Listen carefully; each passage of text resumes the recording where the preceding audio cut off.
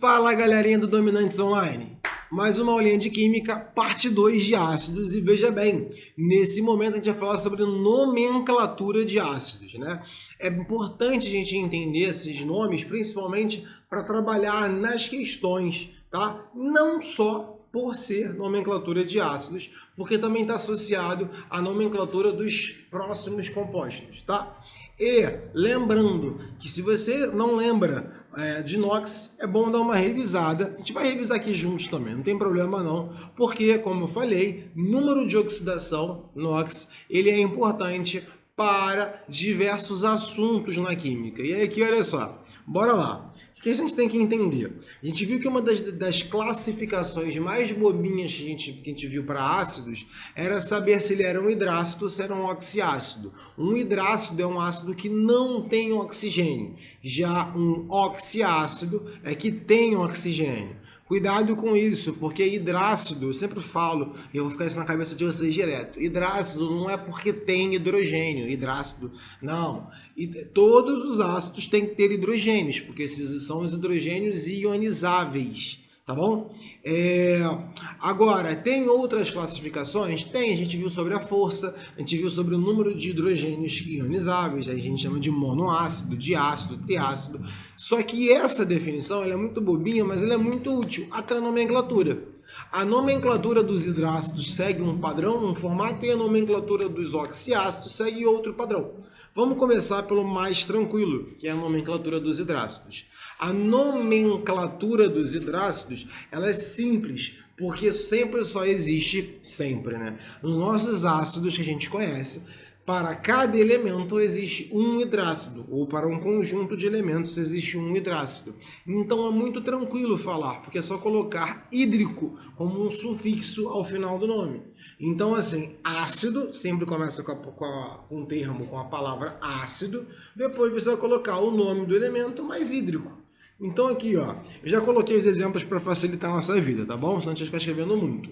HF é o ácido com flúor, então o nome do ácido seria ácido fluorídrico. HCl é o ácido com cloro, seria o ácido clorohídrico. Aí você coloca, tira o O, né? Aí fica clorídrico, tá? Só uma curiosidade, quando você procura ácido muriático é o nome usual para ele, tá? É o nome que a gente utiliza, a gente utiliza ácido muriático principalmente para clarear pisos, para limpeza de pisos e azulejos, você encontra, é o ácido muriático. Além disso, o ácido clorídrico tu também encontra, sabe aonde? Né? No nosso estômago, né? Ele é responsável por diminuir o pH das nossas secreções, principalmente do nosso bile.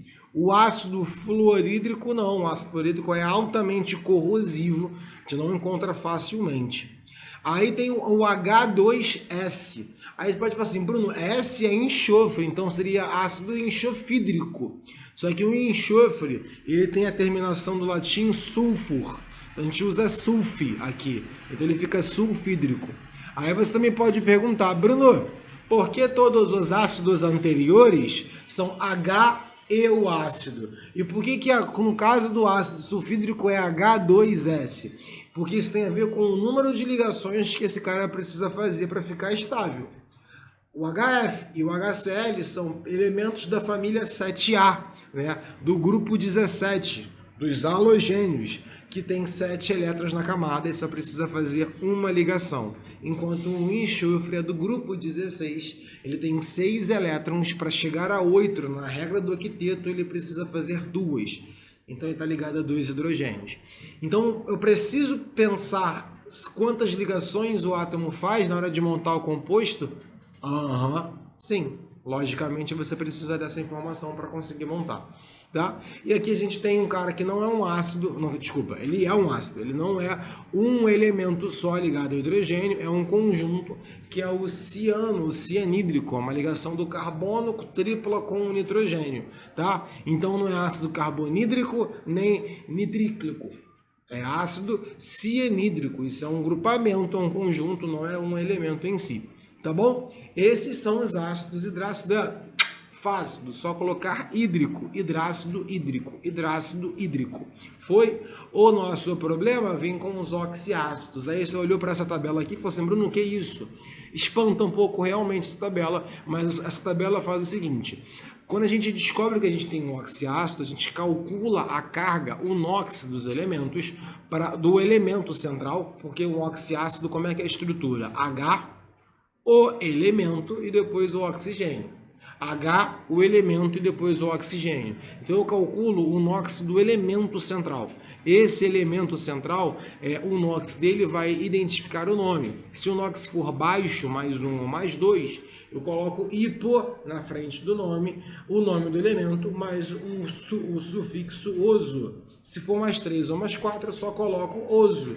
Se for mais 5 ou mais 6, eu coloco ico. E se for mais 7, eu coloco per da frente o nome do elemento e ico.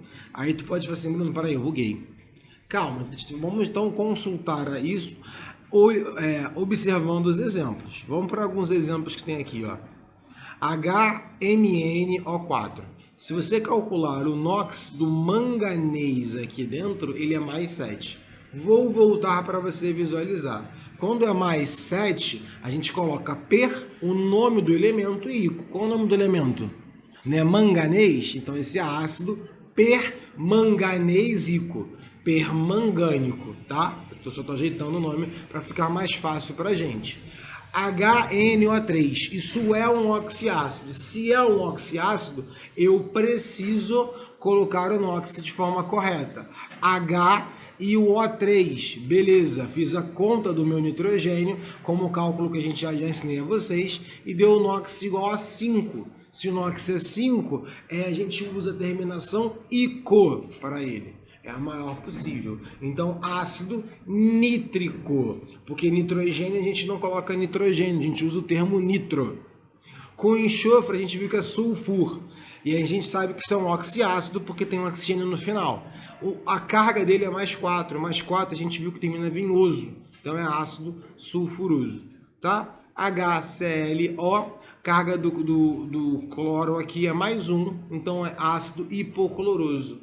Com o cloro é o mais comum, tem as 4 possibilidades. Então tu vai encontrar ácido hipocloroso quando a carga for mais 1. Ácido cloroso quando a carga for mais 3, ácido clórico quando a carga for mais 5 e ácido perclórico quando a carga for mais 7. Aí tu pode falar, Bruno, como é que tu sabe se é mais 7, se é mais 5, se é mais 6, se é mais 3 ou se é mais 4? Isso também é fácil, mas só dá para saber se tu tiver a tabela periódica.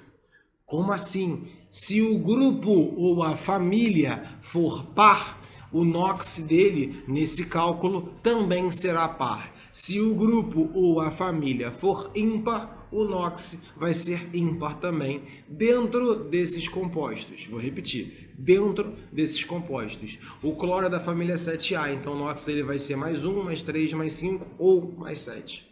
Tá bom? E logicamente o maior NOx possível para esse elemento é o número da família também. Essa é uma outra dica muito boa.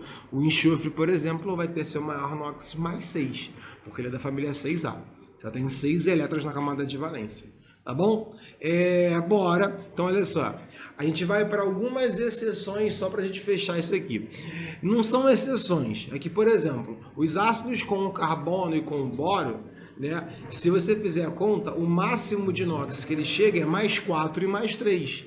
Então você não tem como colocar, para esses casos em específico, para ele, colocar como oso. É o maior NOx possível para eles, então no caso do carbono não existe ácido carbonoso ou boroso, sempre carbônico ou bórico, tá bom? Que mais?